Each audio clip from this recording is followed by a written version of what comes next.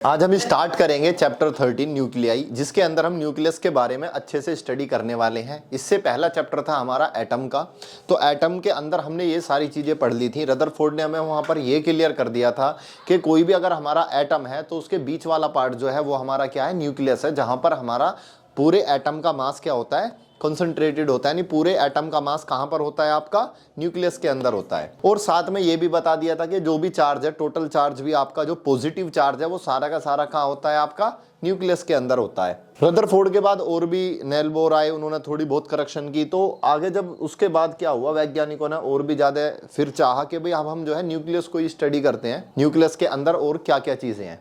और न्यूक्लियस का साइज आपका इतना ज्यादा छोटा था कि बहुत ही ज्यादा एटम के कंपेरिजन में।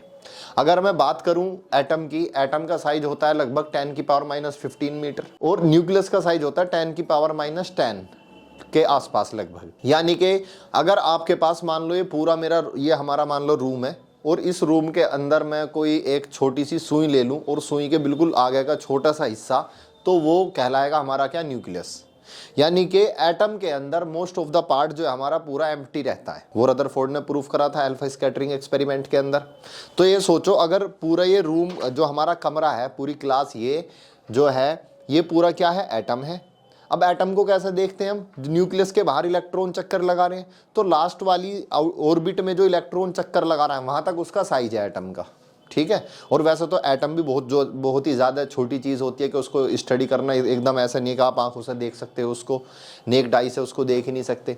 और न्यूक्लियस उससे भी ज़्यादा छोटा हो गया। फिर हमने न्यूक्लियस को स्टडी करा तो न्यूक्लियस के अंदर पाया गया कि इसके अंदर न्यूट्रॉन है और प्रोटॉन है। कौन कौन है इसके अंदर, न्यूट्रॉन और प्रोटॉन। उन न्यूट्रॉन और प्रोटॉन को कहा गया न्यूक्लियॉन्स। क्या कहते हैं उनको, न्यूक्लियॉन्स उनको हम कहते हैं। और पूरा का पूरा मास, जब पूरे एटम का मास जो है न्यूक्लियस के ही अंदर डिपेंड करता है, तो बाहर जो इलेक्ट्रॉन चक्कर लगाते हैं क्या उनका कोई मास नहीं होता, उनका मास बहुत ही नेग्लेजिबल है एज कंपेयर टू प्रोटॉन वगैरह के। तो बहुत ही ना के बराबर मास है। यानी कि अगर हम किसी एटम का मास तो वेट कर लें, उसको तोड़ लें कि भी मास कितना है, फिर उसके न्यूक्लियस का मास देख लें तो लगभग दोनों बराबर ही हैं। तो इसलिए यही कहा गया कि जो टोटल मास है पूरे एटम का वो कहां पर है, आपका न्यूक्लियस के अंदर है। जब न्यूक्लियस को स्टडी करा गया तो न्यूक्लियस के अंदर क्या था, जब आपके प्रोटॉन और न्यूट्रॉन थे वहां पर। अच्छा, प्रोटॉन और न्यूट्रॉन, प्रोटॉन है, जब हमारे पास ये न्यूक्लियस है, ये एटम हो गया और ये क्या हो गया, न्यूक्लियस हो गया। हालांकि इसके कंपैरिजन में बहुत ही छोटा होगा न्यूक्लियस, ये समझने के लिए थोड़ा सा बड़ा बना रहे हैं। अब कुछ कहते हैं कि जी हाँ प्रोटॉन होंगे, न्यूट्रॉन होंगे, तो इनमें आपस में रिपल्सन होना चाहिए प्रोटॉन प्लस के चार्ज से। लेकिन इनके अंदर जो फोर्स लगता है वो आपका न्यूक्लियर फोर्स लगता है। कौन सा फोर्स लगता है, न्यूक्लियर फोर्स। आपने पहले कभी पढ़ा भी होगा। तो न्यूक्लियर फोर्स जो इनके अंदर लगता है, जो इनको एक जगह पूरे को बाउंड करके रखता है, इनको बांध के रखता है, तो न्यूक्लियर फोर्स आपका चार्ज के ऊपर डिपेंड नहीं करता, ठीक है।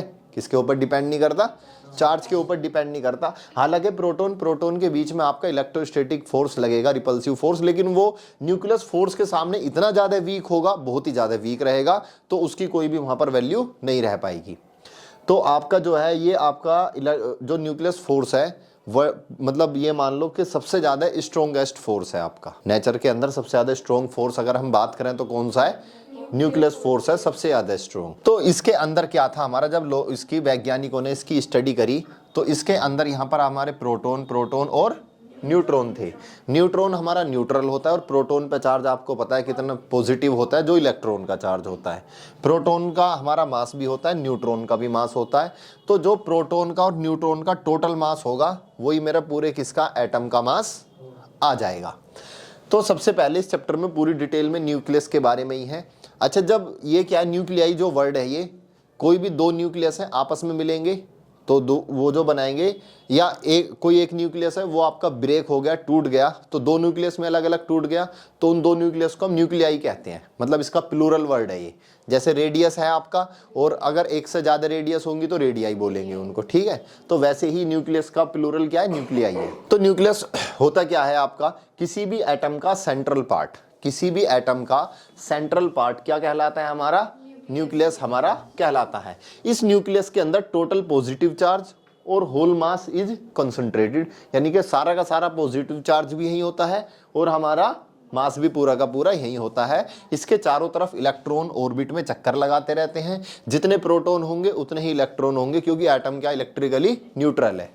ठीक है, अब इसके अंदर क्या कौन कौन होते हैं, प्रोटॉन और न्यूट्रॉन। प्रोटॉन और न्यूट्रॉन को हम क्या कहते हैं, न्यूक्लियॉन्स उनको कहा जाता है। अब बात करते हैं एटॉमिक नंबर की। एटॉमिक नंबर भी आप पहले से ही पढ़ते आए हो, तो एटॉमिक नंबर आपने कोई भी जैसे एटम कोई भी या लिखा हुआ देखा है, जैसे आपने कोई एलिमेंट, जैसे सपोज करो आपने क्लोरीन देखा है लिखा हुआ, एटॉमिक नंबर कितना होता है और मास 35.5।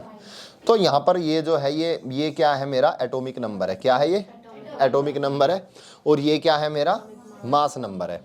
तो जो मास है ना, ये मास जो है, मास नंबर मेरा प्रोटॉन और न्यूट्रॉन को प्लस करके आया हुआ है। और ये क्या है, मेरा एटॉमिक नंबर। एटॉमिक नंबर क्या है, जितने इसके अंदर प्रोटॉन है, यानी कि इसके अंदर जो प्रोटॉन की संख्या है, नंबर ऑफ प्रोटॉन्स कितने हैं, 17 है। यानी कि जितने प्रोटॉन्स प्रेजेंट होते हैं न्यूक्लियस में, उसी को क्या कहा जाता है, एटॉमिक नंबर कहा जाता है, और उसको हम जेड से डिनोट करते हैं। ठीक है, तो यहाँ पर क्लोरीन के लिए अगर मैं जेड की वैल्यू बताऊं तो कितनी हो जाएगी, 17। ठीक है, क्योंकि इसका एटॉमिक नंबर कितना है, 17 है, तो इसके अंदर 17 ही प्रोटॉन होंगे। अब बात करते हैं मास नंबर की। अब मास नंबर अगर मैं निकालूंगा, मेरे पास क्या, ये एटम है, ये न्यूक्लियस है, तो न्यूट्रॉन प्लस प्रोटॉन यही तो होंगे न्यूक्लियस के अंदर। तो अगर मैं मास की बात करूंगा तो मैं ये कह सकता हूं, ये टोटल जितने भी न्यूक्लियॉन्स हैं, जो भी इसके अंदर रहने वाले हैं, न्यूट्रॉन और प्रोटॉन, तो उनको हम क्या कह देते हैं, न्यूक्लियॉन्स कह देते हैं। जैसे भारत के अंदर, इंडिया के अंदर रहने वाले लोगों को क्या कहते हैं, इंडियंस कह देते हैं। तो वैसे ही इनका नाम क्या रख दिया था, न्यूक्लियॉन्स। तो जो भी अगर मुझे मास निकालना होगा तो टोटल न्यूक्लियॉन्स, और टोटल न्यूक्लियॉन्स का मतलब क्या, प्रोटॉन प्लस न्यूट्रॉन्स, ये आ जाएगा मेरा मास नंबर। अगर मैं बात करूं न्यूट्रॉन्स की, न्यूट्रॉन्स जो डिस्कवर करे गए थे चैडविक द्वारा, इनको न्यूट्रॉन को डिस्कवर करा गया था, और 1935 में इनको नोबेल प्राइज भी मिला था। अब जैसे मुझे नंबर ऑफ न्यूट्रॉन्स निकालने हैं, तो मास नंबर में से मैं प्रोटॉन घटा दूंगा। देखो सोचने वाली बात है, अगर मैं मास नंबर की बात करूं, ये मेरा मास है, इसके अंदर क्या मेरे न्यूट्रॉन प्लस प्रोटॉन। अब मुझे न्यूट्रॉन निकालने हैं, तो प्रोटॉन इधर आके मास नंबर में से क्या हो जाएंगे, माइनस, तो मेरे पास क्या निकल जाएंगे, नंबर ऑफ प्रोटॉन्स। अब प्रोटॉन को मैं ये भी कह सकता हूं कि जी एटॉमिक नंबर घटा दो आप, भाई मास नंबर में से एटॉमिक नंबर घटा देंगे तो नंबर ऑफ न्यूट्रॉन्स मेरे पास निकल के आ जाएंगे। यानी कि एग्जाम्पल देख लो, जैसे मेरे पास सोडियम है, क्या है, सोडियम।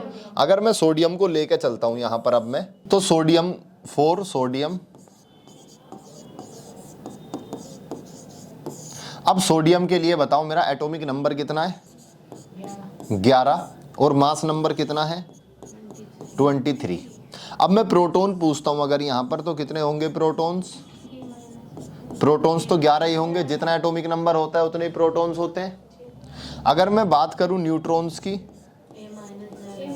पहले मास नंबर देख लो, मास नंबर कितना मेरा, मास तो मेरा 23 है, न्यूट्रॉन्स ही निकाल लो, डायरेक्ट लिख दिया वो तो न्यूट्रॉन्स कितने होंगे मेरे, मास नंबर में से जेड को घटा दो, तो 23 माइनस 11 कितने आ गए, 12 आ गए। तो 12 कितने हैं मेरे इसके अंदर, न्यूट्रॉन्स हैं।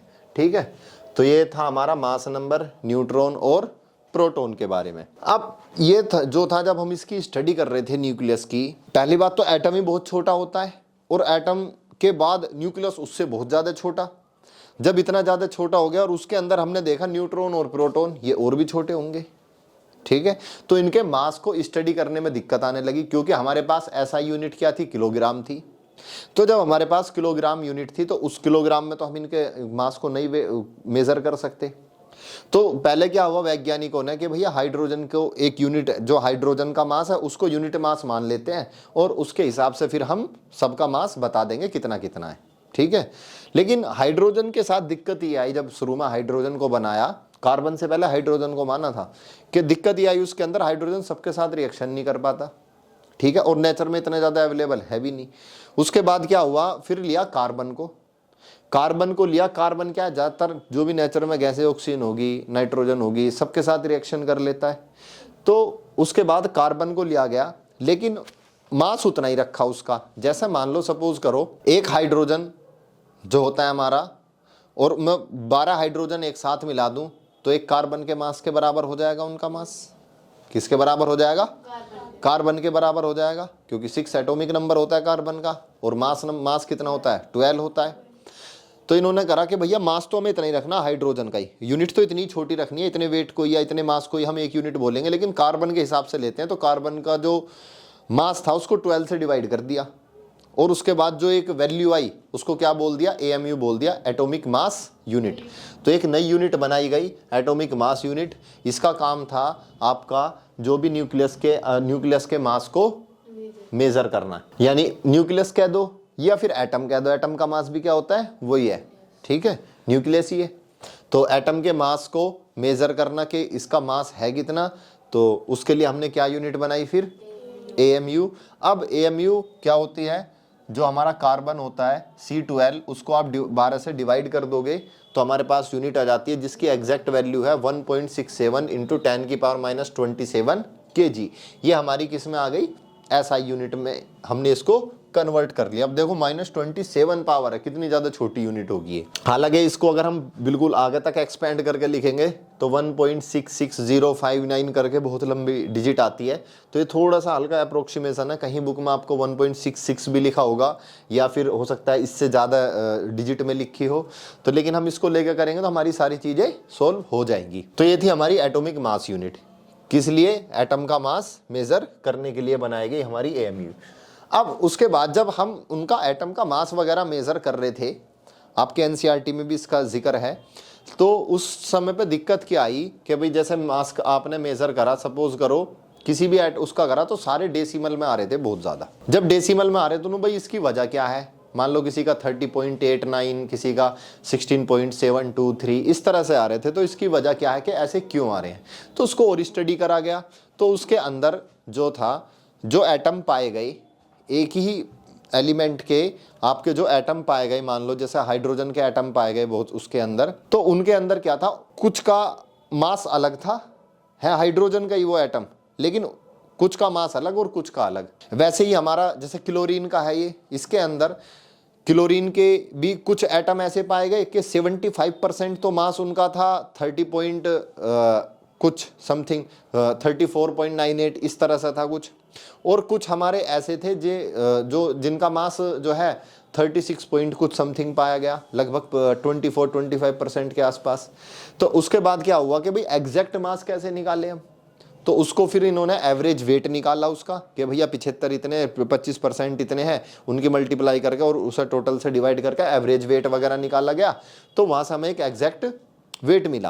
तो लेकिन वहाँ में ये पता चला उस टाइम पे कि इसके अंदर हमारे एक ही एटम के अलग अलग भी हैं जिनका मास कुछ का अलग है, कुछ के हमारे किसी के अंदर प्रोटॉन्स अलग है सेम एटम के, किसी के न्यूट्रॉन्स अलग हैं, लेकिन केमिकल उनकी प्रॉपर्टीज सेम है। तो उनको हमने फिर अलग अलग नाम दिए, जैसे आइसोटोप हमारे पास। तो आइसोटोप कौन से होते हैं, देखो है तीनों हाइड्रोजन ही। हाइड्रोजन आपका इस तरह से 3 फॉर्म में पाया जाता है, प्रोटियम, ड्यूटेरियम और ट्राइटियम।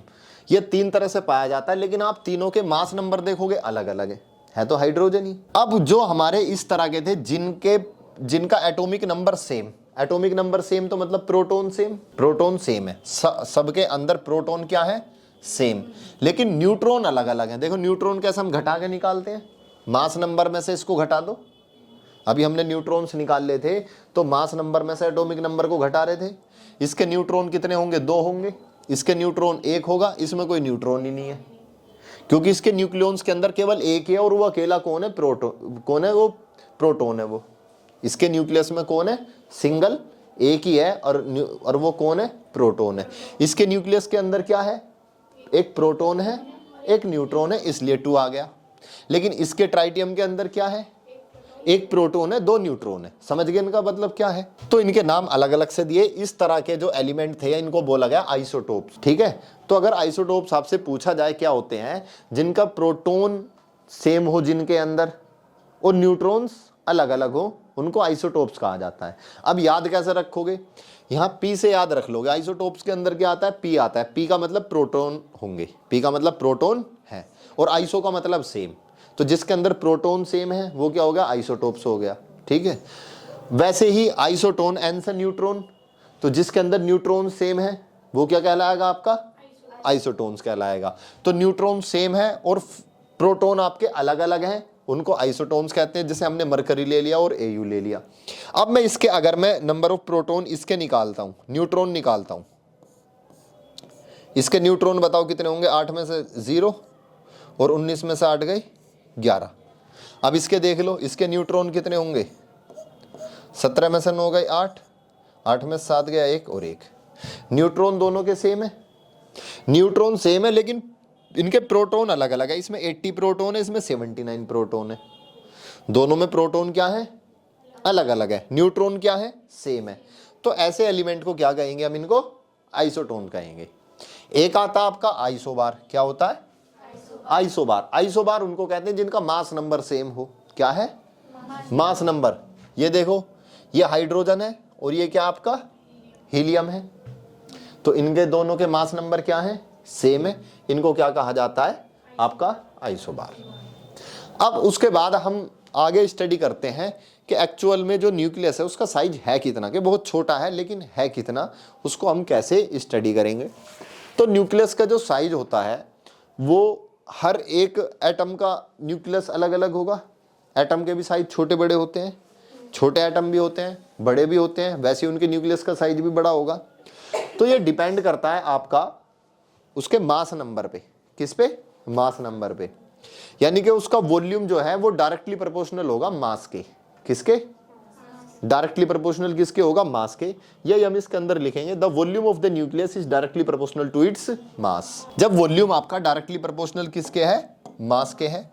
वॉल्यूम क्या होगा, स्फेरिकल है न्यूक्लियस आपका, 4/3 पाई r क्यूब, डायरेक्टली प्रोपोर्शनल है। अब यहां से मेरी रेडियस जो है वो डायरेक्टली प्रोपोर्शनल r क्यूब किसके है, a के। अगर मैं यहां से ये क्यूब हटाऊं तो इधर मेरा a की पावर कितनी हो जाएगी, 1/3 मास नंबर के। प्रोपोर्शनलिटी का साइन हटेगा तो एक कांस्टेंट मिलेगा। ठीक है, तो कांस्टेंट क्या मिला मुझे यहाँ पर, r0, r equal to r0 into में a की पावर 1/3। अब r0 की वैल्यू क्या होती है, r0 जो कांस्टेंट आया, ये सारी वैल्यूज तो हैं वो 4/3 पाई, ये सारी कांस्टेंट में चलेगी। इन सब की वैल्यूज रखते हैं हम, तो r0 की वैल्यू आती है हमारी 1.2 इंटू 10 की पावर -15 मीटर। अब 10 की पावर -15 मीटर को बोलते हैं फर्मी। क्या बोलते हैं, तो मैं इसको ये भी कह सकता हूं जो मेरे r0 की वैल्यू होती है 1.2 फर्मी। ठीक है, फर्मी बहुत छोटी यूनिट है, यानी 10 की पावर -15 को क्या बोलते हैं, फर्मी बोलते हैं। जैसे 10 की पावर -9 को नैनो बोलते हैं। तो ये था हमारा साइज ऑफ न्यूक्लियस।